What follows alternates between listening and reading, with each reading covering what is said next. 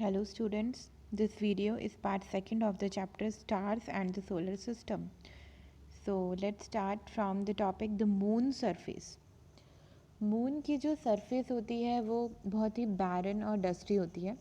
वैसे तो स्टोरीज़ में और बहुत सारे सॉन्ग्स भी लिखे गए हैं मून के ऊपर कि मून ऐसा है या मून से कंपैरिजन किया जाता है, right.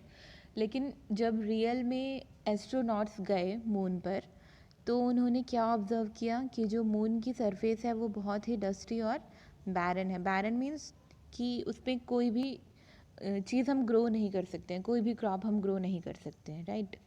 So there are many craters of different sizes. और क्या देखा एस्ट्रोनॉट्स ने कि जो मून की सरफेस है वहाँ पे बहुत सारे क्रेटर्स हैं, बड़े बड़े साइज़ के और डिफरेंट डिफरेंट साइज़ के। और यहाँ पे लार्ज नंबर पे स्टीप और हाई माउंटेन्स भी हैं। और कुछ माउंटेन्स की हाइट इतनी ज़्यादा है जैसे कि हाईएस्ट माउंटेन्स है हमारी अर्थ पे, ठीक है। कौन सी है? माउंट एवरेस्ट है। तो इतनी ज़्यादा हाइट के यहाँ पे क्या है? हीप्स है। So the moon has no atmosphere, it has no water. Can any life exist on the moon? अब मून पे कोई एटमॉस्फेयर नहीं है और कोई वाटर भी नहीं है, तो क्या मून पे लाइफ एग्जिस्ट कर सकती है? बिल्कुल भी नहीं कर सकती, क्योंकि हमें पता है कि सर्वाइवल के लिए सबसे ज़्यादा इम्पॉर्टेंट चीज़ें एटमॉस्फेयर चाहिए। हमारी जो अर्थ है वहाँ पे एटमॉस्फेयर प्रेजेंट है, इसी वजह से हम एग्जिस्ट कर पाते हैं, राइट। तो बिना एटमॉस्फेयर के, बिना वाटर के we can not imagine our life, right.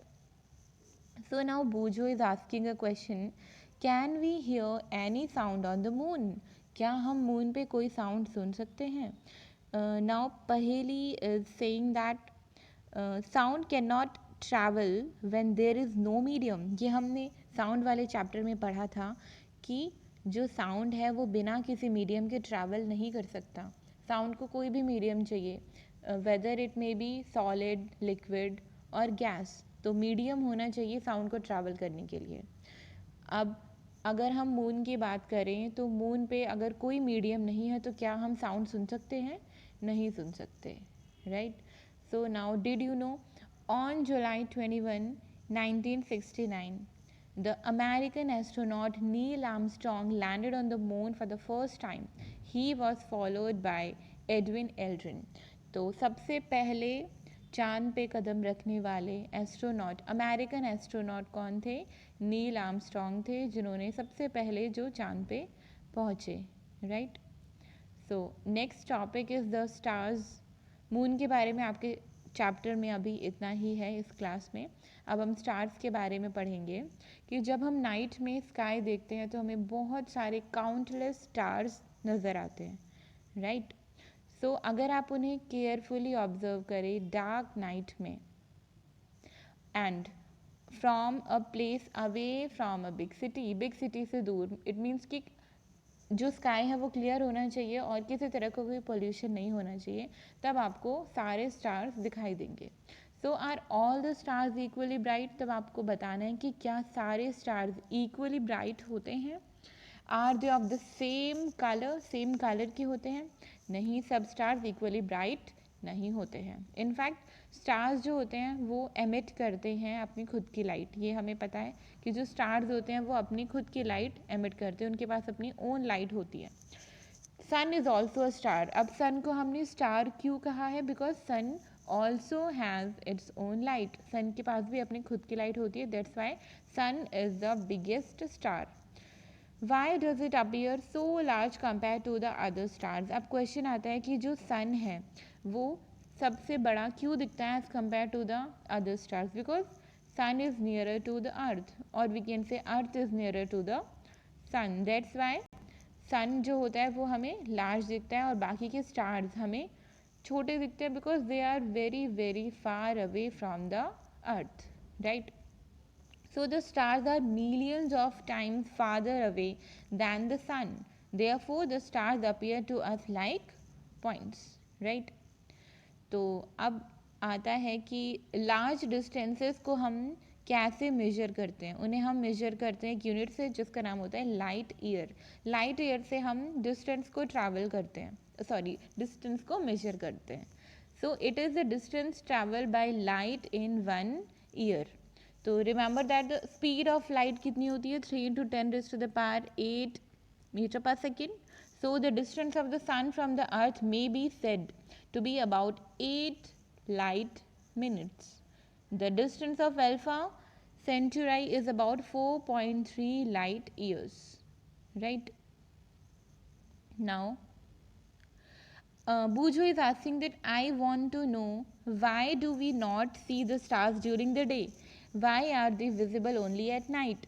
हमें स्टार्स दिन में क्यों नहीं दिखाई देते हैं, सिर्फ रात को ही क्यों दिखाई देते हैं? आई होप इस क्वेश्चन का आंसर आपको पता होगा कि हमें स्टार्स दिन में क्यों नहीं दिखते. Because of the bright light of the sun की ब्राइट लाइट की वजह से जो स्टार्स की लाइट होती है वो उसमें छिप जाती है और इसलिए हम दिन में नहीं देख पाते हैं स्टार्स को. और अगर हम रात की बात करें तो रात में सन नहीं होता है, right, so that we can clearly see the stars, right.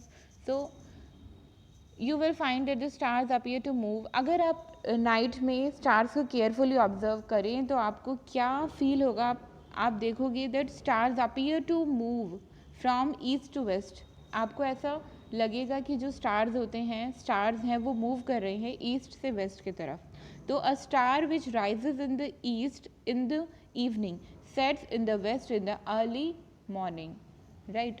तो अब पहेली रिकॉल करती है when she is in a moving train the nearby trees and buildings appear to move in the backward direction. तो क्या stars real में move करते हैं ईस्ट से वेस्ट की तरफ? नहीं, वो मूव नहीं करते हैं, वो सिर्फ अपीयर होते हैं. तो क्यों होता है ऐसा, इसको हम रिलेट कर सकते हैं.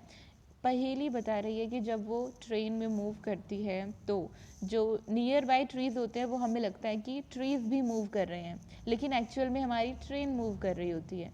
तो इसी तरह से जो स्टार्स होते हैं वो मूव नहीं करते हैं, वो स्टेशनरी होता है. और जो हमारी अर्थ है वो क्या करती है, रोटेट भी करती है अपनी एक्सिस पे और रिवॉल्व भी करती है अराउंड द सन. तो इसलिए हमें ऐसा फील होता है कि स्टार्स मूव कर रहे हैं, right. Now, if the star appear to move from east to west, could it mean that Earth rotate from west to east exactly? अगर हमें स्टार्स अपीयर हो रहे हैं कि वो मूव करते हैं ईस्ट से वेस्ट की तरफ, तो हमारी जो अर्थ है वो रोटेट करती है वेस्ट से ईस्ट की तरफ. Now, Bhujo understand why the sun appears to rise in the east and set in the west as the earth rotate from west to east on its axis. अब हमें क्या कहा जाता है कि जो सन है वो ईस्ट से राइज होता है और वेस्ट में सेट होता है, लेकिन क्या रियल में ऐसा हो रहा है? क्या सन मूव कर रहा है? नहीं, सन नहीं मूव करता है. जो हमारी अर्थ है वो रोटेट करती है वेस्ट से ईस्ट की तरफ अपने एक्सिस पे. तो इसलिए हमें ऐसा लगता है कि सन राइज करता है और सेट होता है, right. So I hope the topic is clear to you students. So there is actually a star, the pole star, which is situated in the direction of the earth's axis. It does not appear to move.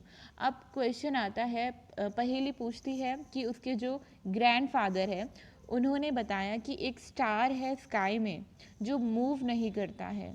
तो क्या ये possible है? अगर हमें सारे stars move होते हुए दिख रहे हैं तो फिर एक स्टार ऐसा कैसे हो सकता है कि वो हमें मूव करता हुआ नहीं दिखाई देता? तो हाँ, ऐसा रियल में एक स्टार होता है जिसका नाम होता है पोल स्टार. और जो पोल स्टार होता है वो रियल में जो अर्थ की एक्सिस होती है जस्ट उसके अबव होता है, राइट. तो इसलिए हमें वो स्टार मूव होता हुआ नहीं दिखता बिकॉज वो एक्सिस के जस्ट अबव में है, राइट.